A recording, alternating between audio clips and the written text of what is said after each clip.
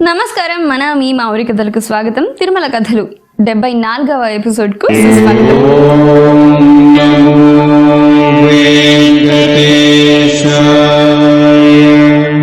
1981లో బ్రహ్మోత్సవాలు జరుగుతున్న సమయం అది. అప్పట్లో ఈవోగా పీవీఆర్కే ప్రసాద్ గారు ఉన్నారు. ఆ బ్రహ్మోత్సవాల మధ్యలో ఒక శుక్రవారం కూడా ఉంది.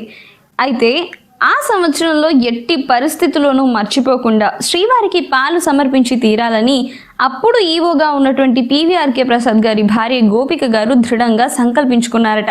5 లీటర్ల పాలు వారి కానుకగా స్వామివారికి ఇవ్వాలని 4 రోజుల ముందు నుంచే ప్రతిరోజు ఆవిడ కోరుకుంటున్నారట. ఎగ్జిక్యూటివ్ ఆఫీసర్ లేదా ఆయన భార్య శ్రీనివాసుడికి 5 లీటర్ల పాలు బహుకరించాలని కోరుకోవడం ఏమంత పెద్ద విషయం అనుకున్నాక అది నెరవేరడం మాత్రం ఏమంత కష్టం.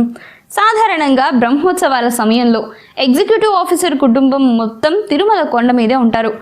అలాగే వారితో పాటు వారి బంధువులు ఎవరైనా వచ్చి ఉంటే వారు కూడా అక్కడే ఉంటారు.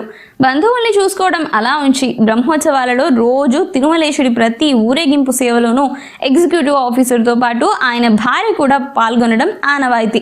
ఈ ఊరేగింపు ఆలయం చుట్టూ 4 వీధుల్లోనూ తిరిగి వచ్చాక శ్రీవారి తిరుమంజనం జరుగుతుంది.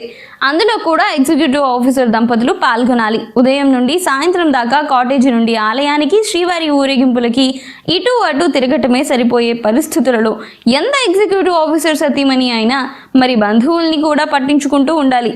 ఇలాంటి ఊపిరి సలపని పనిలో తలమునకలై స్వామివారికి పాలు సమర్పించుకోవటాన్ని ఎక్కడ మర్చిపోతానో అని గోపిక గారు మరీ భయపడుతూ ఉన్నారట. అందుకని పదే స్వామివారిని తలుచుకొని ఈ శుక్రవారమైనా మా పాలతో నిన్ను అభిషేకించుకునే భాగ్యాన్ని కల్పించు స్వామి అంటూ ప్రార్థనలు చేస్తున్నారు ఆవిడ. చివరికి ఆ శుక్రవారం రానే వచ్చింది. అయితే యథాప్రకారంగా పీవీఆర్కే ప్రసాద్ గారు వారి భార్య మళ్ళీ పాల విషయం పూర్తిగా విస్మరించారు. ఉదయాన్నే ఆలయ ప్రాకారంలో స్వామివారి ఊరేగింపులో పాల్గొని అంతా అయ్యాక ఆలయం లోపలకు ప్రవేశించారట. గర్భగుడి ముందు కూర్చున్నారు. వారి ముందు ద్వారబంధానికి ఉన్న తెర తొలగింది. ఇక జరగబోయే కార్యక్రమం నిత్య కళ్యాణం పచ్చతోరణంగా భాసిల్లుతూ కోట్లాది ప్రజల విశ్వాసాల ప్రాతిపదిక మీద కలియుగ దైవంగా పూజలు అందుకుంటున్న శ్రీనివాసుని అభిషేక సేవ. తెర తీయగానే గర్భగుడిలో శ్రీవారి సన్నిధిలో జియంగార్ ప్రధాన అర్చకులు ఏదో గుసగుసలాడుకుంటున్నట్లుగా అనిపించిందట. కానీ వాళ్ళింకా అభిషేకం ప్రారంభించలేదు. అంతలో మళ్ళీ ద్వారబంధానికి ఉన్న తెర మూసేశారు. బహుశా ఏదైనా స్వల్ప ఏర్పాటు ఇంకా జరగాల్సి ఉండొచ్చు అని పీవీఆర్కే ప్రసాద్ గారు అనుకున్నారట. ఈ లోపల గర్భగుడిలోంచి 2 పాత్రల్ని బయటకు మోసుకెళ్లారు సహాయ అర్చకులు. మరి కాసేపటికి మళ్ళీ 2 పెద్ద పాత్రల్ని బయట నుంచి లోపలికి తీసుకువచ్చారు. పేష్కార్ అర్చకులు ఆలయ సిబ్బంది ఆదుర్దాగా అటూ ఇటూ తిరుగుతూ ఉన్నారు. ఇదంతా గమనించి పీవీఆర్కే ప్రసాద్ గారు ఆలయ సిబ్బందిని పిలిచి అడిగారట. వాళ్ళేమో ఏం లేదు సార్, 2 నిమిషాల్లో మొదలైపోతుంది అని అన్నారు. ఇలా శ్రీవారి సేవల విషయంలో జాప్యం జరగటం అన్నది చాలా అరుదైన విషయం. ప్రతి సేవకి సంబంధించి కావలసిన సరంజామా అంతా ముందుగానే సేకరించి పెట్టుకోవడం, 1కి 4 సార్లు చెక్ చేసుకోవడం అక్కడి అర్చకులకు సిబ్బందికి సర్వసాధారణమైన విషయం. దేవస్థానాల తరపున ఎగ్జిక్యూటివ్ ఆఫీసర్ కార్యాలయ సిబ్బంది, విధి విధానాలను పర్యవేక్షించే జియంగర్, వారి సహాయకులు, ఆలయ మిరాసిదారు అర్చకులు, వారి సహాయకులు కూడా సంతృప్తి చెందితే కానీ ఆలయ సేవలకు కావలసిన సరంజామా ఆలయానికి చేరటం, సేవలు ఆరంభించడం జరగదు. వస్తు సామాగ్రిని సేకరించడం ఎగ్జిక్యూటివ్ ఆఫీసర్ కార్యాలయం చేస్తుంది. వాటి నాణ్యత, పరిమాణాలను జియంగారి సహాయకులు అక్కడి ఆనవాయితీ ప్రకారం పరిశీలిస్తారు. వాటిని వినియోగించాల్సింది అర్చకులు. వ్యవస్థ ఇంత దృఢంగా పనిచేసే చోట ఇలా ఎప్పుడూ లేని విధంగా అభిషేకానికి ఇంత జాప్యం ఎందుకు జరుగుతోంది? ఆయన మరోసారి అర్చకుల్ని పిలిచి అడిగారట. వారేమో అబ్బబ్బే ఏం లేదండి, క్షణాల్లో ప్రారంభించేస్తున్నాం అని అన్నారట. చివరికి మరికొంతసేపు పాత్రలు రావటాలు పోవటాలు జరిగాక అభిషేకం ఆరంభమైంది.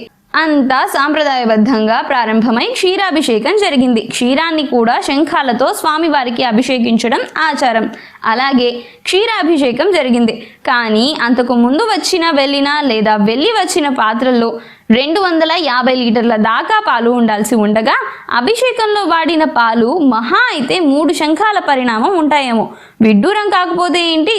అప్పటికి కూడా పీవీఆర్కే ప్రసాద్ గారికి కానీ వారి భార్యకు కానీ వారి పాల ముడుపు విషయం జ్ఞప్తికి రాలేదట. సరే, మిగతా అభిషేక ఘట్టం అంతా ముగిసి బయటకు వచ్చాక ఆలయ ప్రాకారంలో జియంగార్ అర్చకులు పేష్కార్లు ముందు పీవీఆర్కే ప్రసాద్ గారు ఉత్సుకత ఆపుకోలేక అడిగేశారట, అసలు ఎందుకు అభిషేకం ఇలా ఆలస్యమైంది అని. నిదానంగా వారు విషయాన్ని బయటపెట్టారు. అభిషేకం కోసం టీటీడీ డైరీ ఫామ్ నుంచి వచ్చిన పాలు విరిగిపోయాయి. ఆ విషయం గర్భగుడిలోకి వెళ్ళాక అర్చక స్వాములు గమనించారు. వెంటనే కొండ మీద టీటీడీ క్యాంటీన్ నుండి పాలు తెప్పించారు.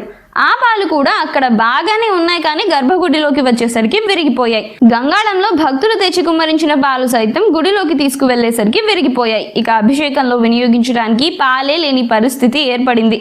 ఇదంతా వింటూనే పీవీఆర్కే ప్రసాద్ గారికి కోపం ఆగలేదు. వెంటనే డైరీ సూపరింటెండెంట్ ని సస్పెండ్ చేస్తున్నట్లు ప్రకటించేశారట. మంచి పాలు సరఫరా చేయటం అతని బాధ్యత, అంత బాధ్యతారహితంగా ఎలా ఉంటాడు అని. ఈ తతంగం ఇలా నడుస్తుండగా ఆలయంలో నుండి ఆయన భార్య గోపిక గారు బయటకు వచ్చారు. ఆమె ఈ పాల గొడవ వింటూనే ఒక్కసారిగా మ్రాన్ పడిపోయారట. ఏమైంది అని పీవీఆర్కే ప్రసాద్ గారు అడగ్గా, చూసారా ఎంత పొరపాటు చేశామో, ఈ శుక్రవారం కూడా మనం మన పాలతో శ్రీనివాసునికి అభిషేకం చేయించలేకపోయాం. మన ఖర్చుతో చేయించాలనుకున్నాం కదా, అదనంగా చెల్లించి 5 లీటర్ల పాలు ప్రత్యేకంగా ఈ అభిషేకం కోసం డైరీ నుండి తెప్పించి కాటేజ్లో పెట్టి మర్చిపోయి మరీ వచ్చేసాను, ఎంత పాపం చేశాను అనుకుంటూ ఆమె వలవలా ఏడ్చేశారట. జరిగిందేంటో ఆయనకు అప్పుడే అర్థమైంది. అంతలో పేష్కార్ అందుకున్నారట. అమ్మా, అన్ని పాలు చెడిపోగా చివరికి మీ కాటేజీకి డైరీ ఫామ్ వారు పంపిన 5 లీటర్ల పాలనే తెప్పించి ఈరోజు అభిషేకం జరిపించాల్సి వచ్చింది. ఆ పాలు మీరు అభిషేకం కోసమే తెప్పించుకున్నారని మాకు తెలీదు, అందుకే అక్కడ భక్తులందరి ముందు చెప్పలేకపోయామని అతను ఇంకా ఎలా ఏం జరిగిందో వివరిస్తూ ఉన్నాడు. ఇక్కడేమో గోపిక గారి ఆనందానికి అవధులు లేవు. కన్నీటి బాష్పాలు ఆనంద బాష్పాలుగా మారిపోయాయి. పట్టలేనంత సంభ్రమం, సంతోషం ఆమెని ఉక్కిరి బిక్కిరి చేసేశాయి. ఒక్క ఉదుటన ఆమె మరోసారి శ్రీనివాసుని దర్శనానికి గుడి లోపలికి పరిగెత్తేశారట. ఈ సంఘటన తర్వాత dairy farm superintendent PVRK Prasad గారిని కలిసి డైరీ ఫామ్ నుంచి సరఫరా అయిన పాలన్నీ అక్కడ బయలుదేరే ముందు బాగానే ఉన్నాయని, వాటిలోంచి 5 లీటర్ల పాలే వారి కాటేజీకి విడిగా పంపించానని, వాటి నాణ్యత విషయంలో తన లోపం లేదని ప్రాధేయపూర్వకంగా వివరించారట.